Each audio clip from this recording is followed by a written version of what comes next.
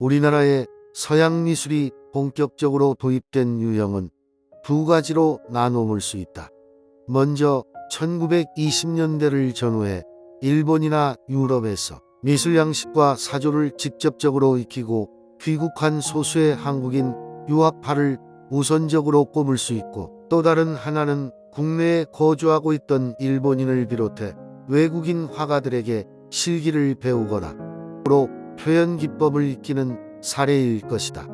한국 근대 서양화단의 형성은 1915년경 일본 유학을 마치고 귀국한 고희동을 필두로 다수의 서양화가 지망생들의 활동에서 비롯되었다. 특히 1910에서 20년대 국내 서양 미술의 새로운 반향은 서울과 평양, 대구를 중심으로 다양한 전시활동과 단체 결성이 이루어지면서 본격화되기 시작했다. 이 중에서 대구는 서울, 평양과 함께 1920년대부터 미술활동이 두드러지기 시작한 지역으로 몇몇 선구적 서양화가들의 활동은 한국 미술사에 있어 중요한 사건과 궤적을 남겼다. 대구의 서양화 도입은 1917년 이상정에 의해 이루어졌다. 우리나라 서양화 도입과는 2년이라는 시차를 두고 일본으로부터 직접 서양화를 수확하고 자생적으로 출발했다는 점에서 대구 서양화의 전통성과 독자성을 찾아볼 수 있다. 이상정은 1896년 사형제 중 장남으로 대구에서 출생했다. 그의 형제들 모두 한국 근대사에 족적을 남긴 인물로, 둘째는 시인 이상화이며 셋째는 역사학자이자 사회학자인 이상백, 넷째는 저술가 이상호이다. 이상정은 1910년대 초 일본 유학을 통해 역사학과 미술, 상업, 군사학 등을 배웠다. 특히 예비 군사교육기관의 성격을 가진 성성중학교에서 수학한 경험은 훗날 중국군에 복무할 수 있는 중요한 밑거름이 됐다. 5년제 사립학교였던 성성중학교를 거쳐 국학원대학에서 역사학을 공부한 그는 1917년 대구로 돌아와 개성학교의 미술교사로 재직하며 신명학교와 경신학교에서 미술을 지도하였으며 1920년대 초에는 정주의 오산학교와 평양의 광성고보 등에서 교편을 잡기도 했다. 1925년에 독립운동을 위해 중국으로 망명한 그는 이듬해 한국 최초의 여성 비행사로 알려진 독립운동가 권기옥과 결혼을 했다.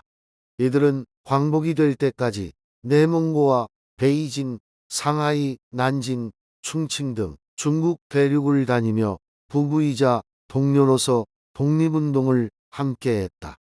중국으로 망명한 이후 이상정은 중국군과 대한민국 임시정부에 참여해 항일전선의 선두에서 활동을 펼쳤다.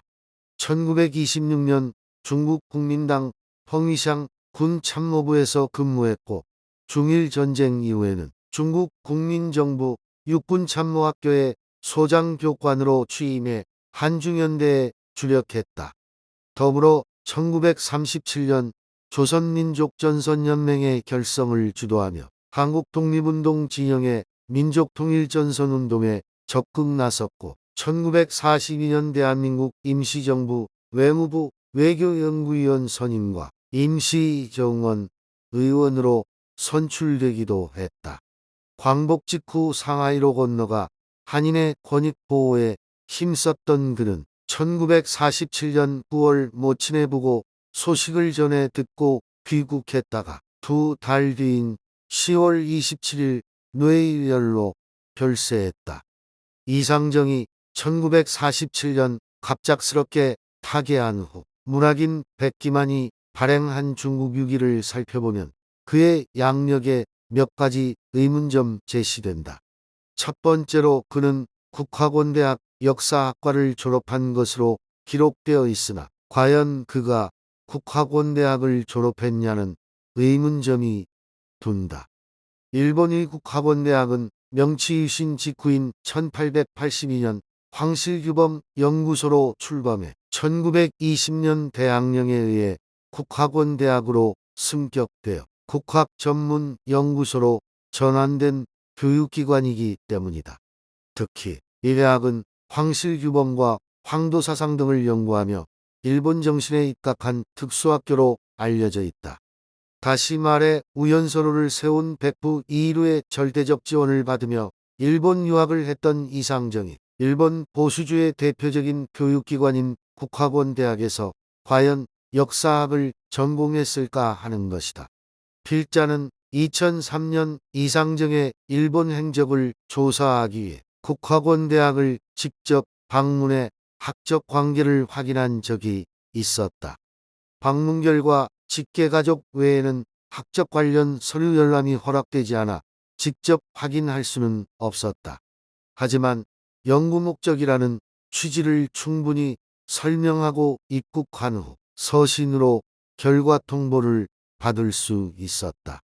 현재 남아있는 학적 부상 이상정이라는 이름으로는 입학과 졸업 여부를 확인할 수 없다는 내용이었다. 기존 이상정의 귀국은 1919년이 아닌 1917년 5월 이전으로 확인된다. 이는 그가 근무했던 개성학교의 개성학부 제호권과 제휴권을 통해 확인할 수 있었다. 귀국 후 개성학교 교사로 근무했던 그가 역사 과목이 아닌 도화를 지도했다는 것은 일본 유학 당시 체계적인 학습을 통해 서양화를 깊이 있게 익혔을 것으로 추측되어진다. 하지만 그의 미술활동과 미술사적 평가는 아직까지 유작이 한 점도 발견되지 않고 있다는 점에서 많은 아쉬움을 주고 있으며 대구 최초의 서양화가로서의 면모를 파악하기도 여러 가지 어려움에 봉착해 있다. 1921년 대체에 따른 개인전 기록과 1923년 마련되었던 대구미술전람회 진화 서원회 13점을 출품했다는 기록만으로 그의 서양화가로서의 면모를 가늠해 볼 뿐이다.